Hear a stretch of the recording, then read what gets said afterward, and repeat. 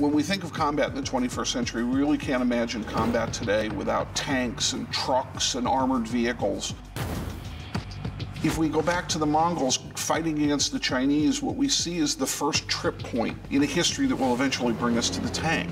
And that trip point is horses. The domestication of the horse and the industry of technology that went around the horse being mastered by the Mongols made them the masters of their time. The horse is a remarkable animal in that it's big enough to carry a huge amount of weight. It's extremely fast, and it lives on grass.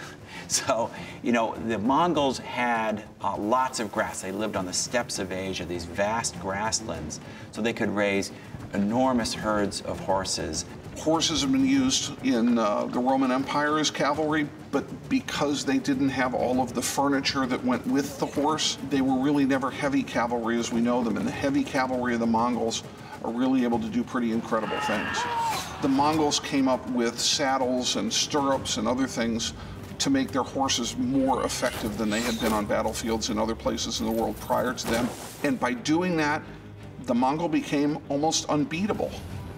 Those are all really key things that allowed us to turn the horse into kind of a machine, really, that we could control very precisely and ride comfortably, whether for days at a time across great distances or at high speeds in a ferocious battle where we could wield weapons very effectively from that position of power and speed. That was really revolutionary.